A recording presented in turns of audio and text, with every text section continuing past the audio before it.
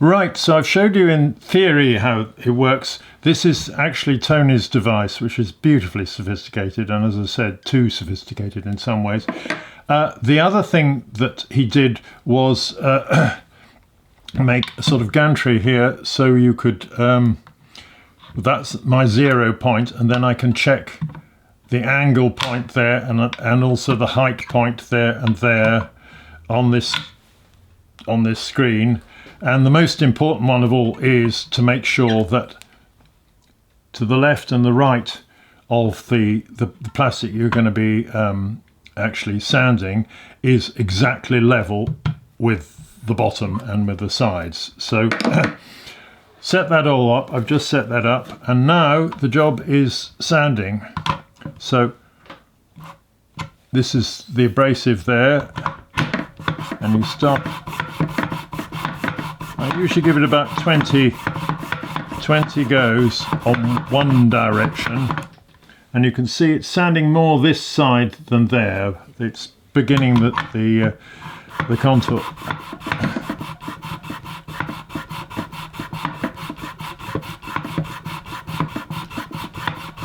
Somewhere around 20. So we'll see now. I'll check the platform, 0 the platform, and then that's 0, and then I move on. It says it's 7.5 there, and move the platform there, and it's 8 there, which is pretty good, really. So it's a quick process, that. Right, so just to show you, this side is about 8, and at the back, when I check on the level on the platform, that's 0, and it's 15. So it goes from about 15. Yeah. So it's a very consistent taper, that. So before I take it out, I put a mark along there, so I know where the taper begins. So I then cut parallel to that red line. And now it's time to stamp out our 2 blades. Right, I have this stamp for stamping out the actual reed profiles, and what I've done is made a series of, there are different ones for different profiles of, these are just Stanley blades set into plastic. It was just my way of doing it. There are many other ways of doing this. In fact, I think John's Swain has a far simpler one with a cutter like this, which also has a Stanley blade in, and just some kind of angled guide there. So his system isn't as heavy duty as this. So this stamps out exactly the same profile each time. So you put it under the cutter, and so there's one cut out.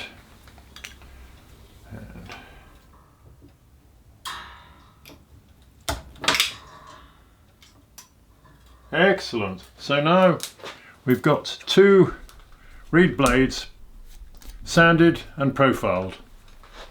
So we've got to stick it together now.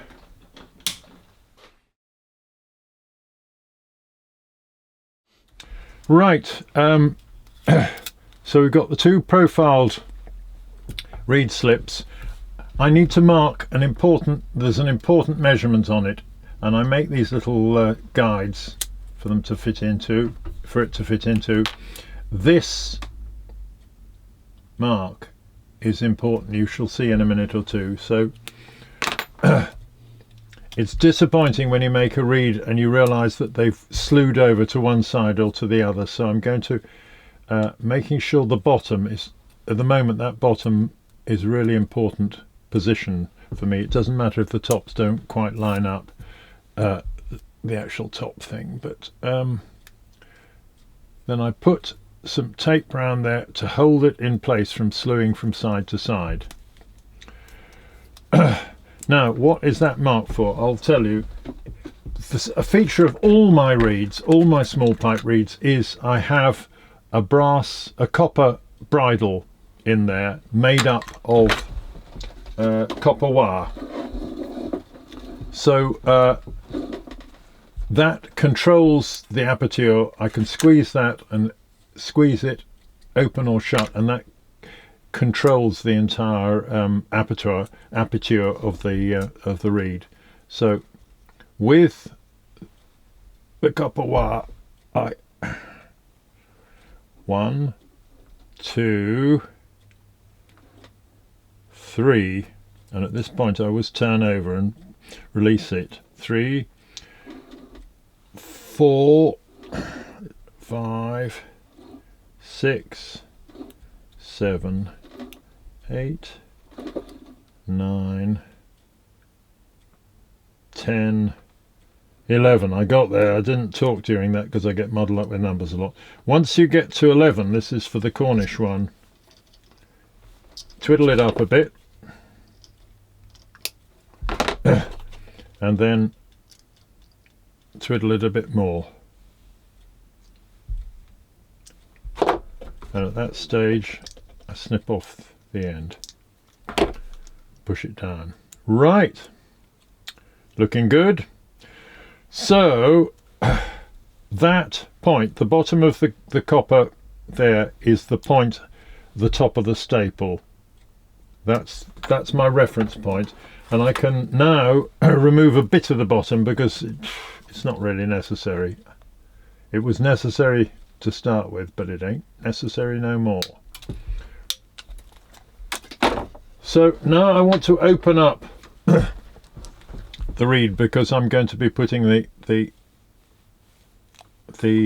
staple in there. So I open it up with, it doesn't really matter what you open it up with, just so it's now got a bit open. And this is when I get my cord and I tie it onto what I call my cord wangler. Anyone who remembers Rambling Sid Rumpole will know about cord wanglers. I've got looming pins over there as well for other fans of Rambling Sid Rumpole. Other people won't know what I'm talking about. So I tie it onto my cord wangler with several knots because it's pretty slippy, and then put in my mandrel and now push upwards to just the bottom of the copper staple. And when you're pushing, have a look on the inside, because sometimes if there's a sharp edge there, it will take a sort of shaving of plastic, and you don't really want that there. So I push that up so it's just the right level, and I look sideways and it seems a good angle. And if you notice, before I tied it to my cord wangler, I put one loop in there so it's there to hold in place. Now this is the important thing. You want to see that the gap that side and that side is equal. If it isn't, you've got to get going again. You've got to reposition it. But I'm pulling really quite tight here. You can see it's pulling the plastic in and it's coming in nicely. That gap is the same as that gap, so we're doing well here. I have a good feeling about this reed.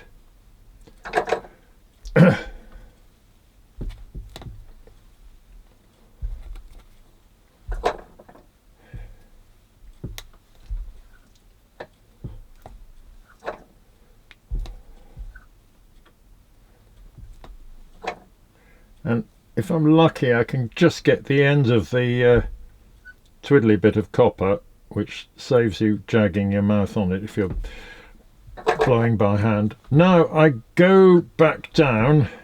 This is waxed, this stuff, so it kind of stays in place quite well. And go on down to the bottom. This is probably not necessary to go all the way down to the bottom. And then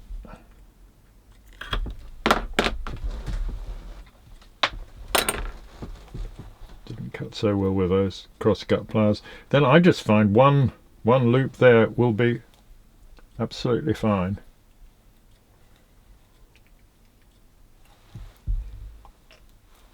I'll cut it this time with these, which I love. These are fisherman's shears.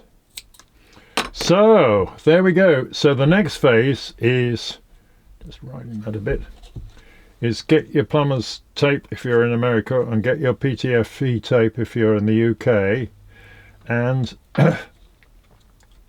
I'm putting quite a lot of pressure on it just to hold it in place,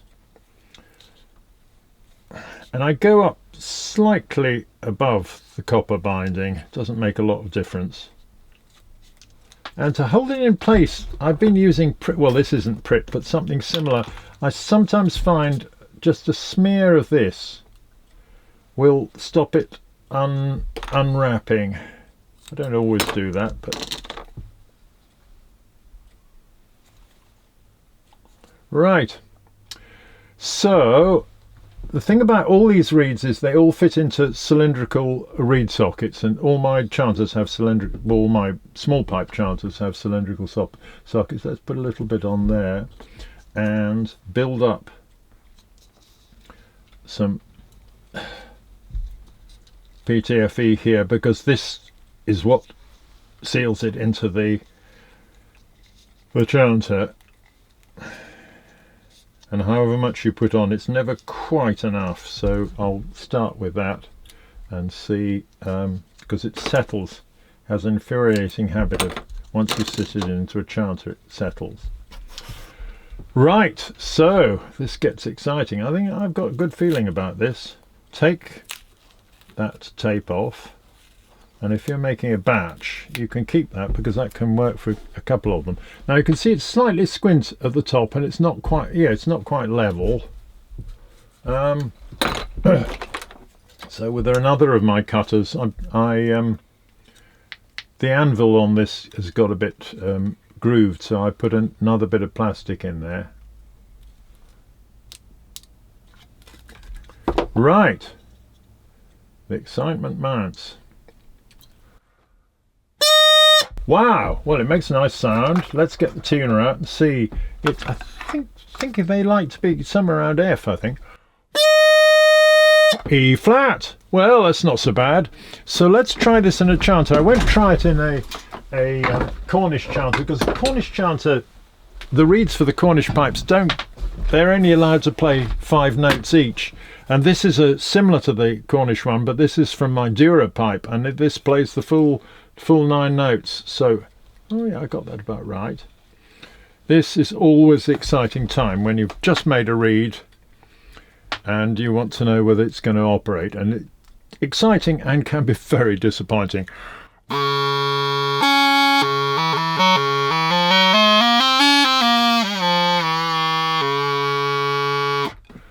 So that's C sharp, so it's flat, so we're moving in quite a bit.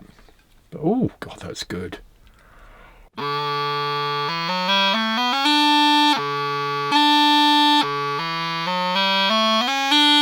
It works, it works. It needs some tuning done on the chanter, but that's how you make a reed. And I made it first time. Brilliant. It's so good to have a consistent system that doesn't produce dud after dud. Great. It was gratifying to find that when I did some maintenance on William Marshall's 31-year-old Cornish pipes recently, it still plays well with its original reeds. And this was one of my first set of Cornish pipes, which is played a lot and recorded with the York Waits over the years. I'll never regret my decision to use plastic reeds on my pipes. By now, if I'd supplied cane reeds on all my pipes, I'd no longer be able to operate as a pipe maker. I'd just be ending up as a reed maker, supplying replacement reeds to all my customers. Most of the reeds that I make are wide and won't fit into conventional size stocks, so you'll have to experiment with your own reed designs. With persistence, I imagine you'll develop a parallel-sided reed. Go on, have a try. The first few hundred may not work that well, but don't give up. I look forward to hearing about your journey and discoveries and the improvements that you make. Good luck on your reed making journey. By now, in videos I've shown you how to make bags, chanters, drones and chanter reeds, and I haven't quite decided what I'm going to do next. Possibly drone reeds? I'm open to suggestions. This video is dedicated to the memory of Tony Botham, He was such a humorous and inventive guy, and he claimed he had no interest in music. I do wish I could tell him what a difference he's made to my pipe making.